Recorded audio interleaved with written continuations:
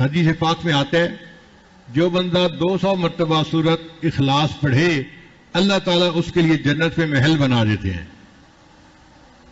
اب جو بندہ چاہتا ہے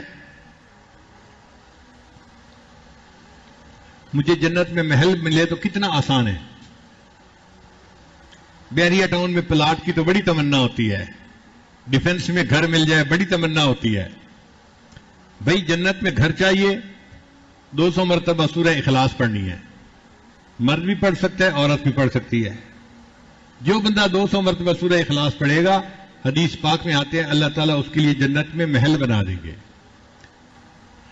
اچھا کسی کو زیادہ محل چاہیے تو وہ زیادہ مرتبہ پڑھ لے, کالونی بنا لے. کئیوں کو دنیا میں بھی کالونی بنانے کا شوق ہوتا ہے نا, تو اللہ نے یہاں بھی گنجائش رکھی, زیادہ پڑھو تمہارے لیے کالونی بنا دی جائے گی. کیونکہ اللہ تعالیٰ جب کسی بندے سے راضی ہوتے ہیں اس کے لیے جنت میں محل بنا دیتے ہیں. جب کسی عالم سے راضی ہوتے ہیں اللہ اس کے لیے جنت میں شہر آباد فرما دیتے ہیں, اور اس شہر میں اس سے جتنے محبت کرنے والے ہوتے ہیں سب بستے ہیں, اس میں سب جنت میں.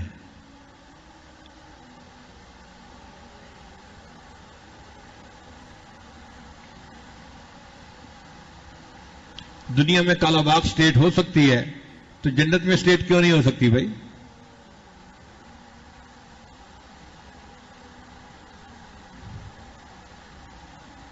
مگر ہر ایک کی اپنی نظر ہوتی ہے. ہم ایک ملک میں ایک دوست کے پاس پھنس گئے اور وہ میمن تھا. مجھے کہنے لگا کہ میں آپ کو میمن کی بات بتاؤں. میں نے کہا نہیں مجھے نہیں چاہیے, حضرت میں خود میمن ہوں, کوئی اس میں غیبت نہیں ہے. میں ایک بات بتاؤں گا, حقیقت بتاؤں گا. وہ پیچھے ہی پڑ گیا. میں کہوں نہیں سننا, وہ کہ نہیں میں نے سنانا ہے. حضرت میں نے یہ لطیفہ سنانا ہے آپ کو. اس نے تو میرا بیٹھنا مشکل کر دیا. تنگ آ کے جو امیر تھے تبلیغی جماعت کے, وہ مسکرا کے مجھے کہنے لگے حضرت اس نے کوئی نہیں ٹلنا, آپ اس سے لطیفہ سن ہی لیں. تو میں نے اسے اشارہ کیا ٹھیک ہے بھائی. اس نے کہا کہ حضرت پتہ ہے میمنوں کا کیا ذہن ہوتا ہے؟ تو مجھے کیا پتا. کہنے لگا ہمارا ذہن یہ ہوتا ہے کہ ہم جائیں گے تو اللہ پاک سے عرض کریں گے یا اللہ آپ نے جنت میں جو مکان جس کو دینا ہے الاٹ کر دے, ساری مخلوق کو مکان دے دے, اور جب سب کو مکان مل جائیں گے نا تو میں کہوں گا یا اللہ جو فالتو بچ گئے نا وہ مجھے دے دے, میں کرائے پہ چڑھا دوں گا.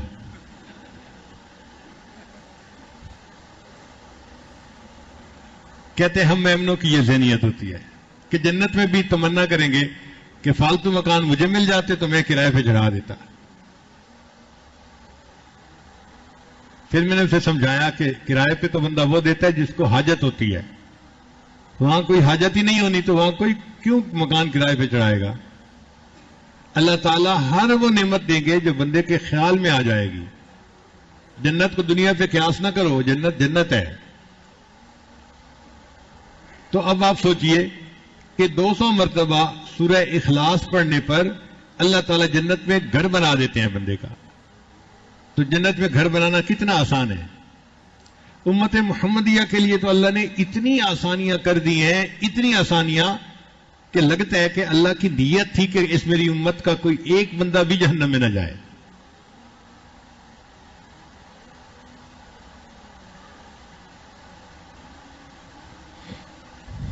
اور یہ چھوٹے چھوٹے بچوں کو سورہ اخلاص یاد ہوتی ہے. قل واللہ احد اللہ الصمد لم یلد ولم یولد ولم یکن لہ کفوا احد. ایک مرتبہ ہوگی. تسبیح لے کے بیٹھیں آپ 200 مرتبہ ایک ہی سٹنگ میں پڑھ لیں گے. تو اعتکاف کے اندر تو اپنے گھر بنائیں نا جنت میں. پورے قرآن پاک کی تلاوت ایک تمنا دل میں رکھیں اور پڑھیں. 3 پارے 5 پارے 10 پارے جتنا توفیق ہوتی ہے اتنا پڑھتے رہیں, مگر تمنا رکھیں کہ میں نے اس لیول پہ پہنچنا ہے کہ ایک قرآن پاک روز پڑھا کرنا ہے. اللہ تعالیٰ آسان فرما دیں گے.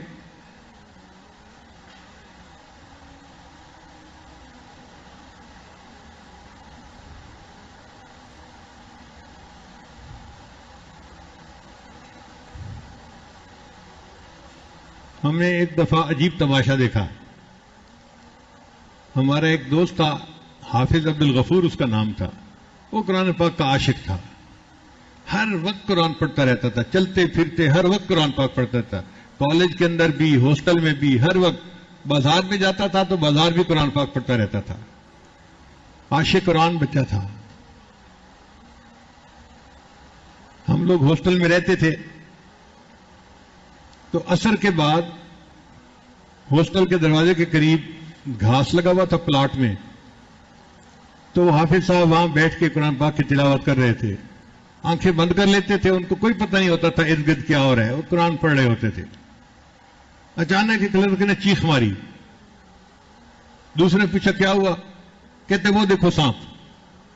اللہ کی شان دیکھیں کہ حافظ صاحب بیٹھے قرآن پڑھ رہے ہیں اور ان کے سامنے ایک کوبرا سانپ جو ہے وہ بھی ہل رہا ہے. اب جب ہاسٹل میں شور مچا تو سب بھاگے, خود میں بھی بھاگا کہ ہم دیکھتے ہیں. ہم دور کھڑے دیکھ رہے تھے, حافظ صاحب بیٹھے قرآن پاک پڑھ رہے ہیں اور وہ سانپ جو ہے وہ ہل رہا ہے ان کے سامنے. لوگ آوازیں دے رہے ہیں حافظ صاحب حافظ صاحب حافظ صاحب. وہ قرآن پڑھتا جا رہا ہے, بس پڑھتا جا رہا ہے. سورہ یاسین پڑھ رہے تھے. جب اس نے سورہ یاسین کو مکمل کیا, ہمارے سامنے سانپ نیچے زمین پر بیٹھا اور چلا گیا. اللہ کی شان. مجھے تو لگتا ہے کہ وہ کوئی جن تھا, کیونکہ سانپ تو مکلف نہیں نہ ہوتے, اور جن جو تھا اس شکل میں آیا تھا اور وہ بھی اللہ کا قرآن سن رہا تھا. تو ہم قرآن پاک پڑھتے ہیں, قرآن سننے کے لیے جن آ جاتے ہیں. حدیث سے ثابت ہے. نبی علیہ السلام قرآن پڑھ رہے تھے تو جن آ گئے اور ایک دوسرے کو کہنے لگے کہ خاموش ہو جاؤ, قرآن سنو. انا سمعنا قرآنا عجبا. تو اللہ تعالیٰ نے ہمیں یہ نعمت دی ہے قرآن مجید کا پڑھنا. یہ توفیق ایک نعمت ہے, اس کی ہم قدر کریں اور قرآن پاک کو زیادہ سے زیادہ پڑھنے کی کوشش کریں. اب تو دن بھی چند رہ گئے پیچھے, اس میں ہمت کر لیجئے. اللہ تعالیٰ قرآن مجید کی برکتیں ہمیں بھی عطا فرمائے. قرآن مجید قیامت کے دن بندے کی شفاعت کرے گا, اور حدیث پاک میں آتا ہے کہ یہ جھگڑالو سفارشی ہے. جیسے جھگڑالو بچہ ہوتا ہے نا, ماں باپ سے بات منوا کے رہتا ہے, قرآن مجید اس طرح جھگڑالو سفارشی ہے. یہ قیامت کے دن بندے کی شفاعت کرے گا اور بندے کو جنت پہنچا کے رہے گا.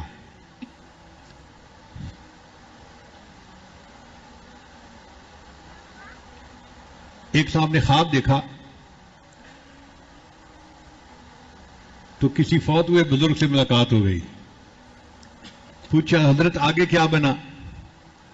ان کا بھائی میرے اوپر اللہ کا فضل ہو گیا اور اللہ نے مجھے بخش دیا, اور میں نے اللہ تعالیٰ سے یہ پوچھا کہ یا اللہ, اگر آپ مجھ پر خصوصی انعام فرمائیں تو مجھے قبر میں قرآن مجید پڑھنے کی توفیق دے دیں.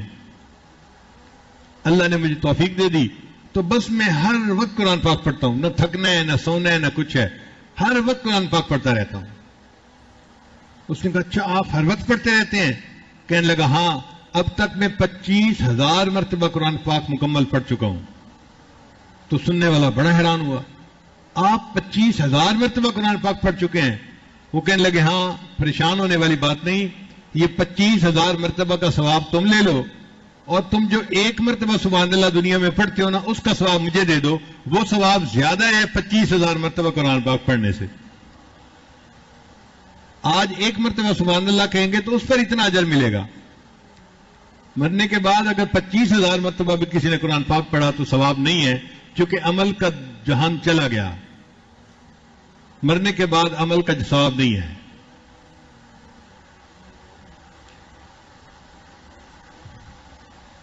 اس لیے کہتے ہیں جب تک سانس ہے تب تک چانس ہے. جب تک سانس ہے, نیند آ رہی ہے آپ لوگوں کو آج, جب تک سانس ہے تب تک, جب تک سانس ہے تب تک چانس ہے. ہم زندگی میں ایک مرتبہ سبحان اللہ پڑھیں گے اس کا بھی ثواب ملے گا. جو مرضی ہم جو ہے نا عمل کریں گے اس کا ثواب ملے گا، چونکہ سانس ابھی موجود ہے، تو یہ ہماری خوش قسمتی ہے۔ اب آپ دیکھیے کہ رمضان کا مہینہ، پھر آخری عشرہ، اور پھر اعتکاف کی کیفیت،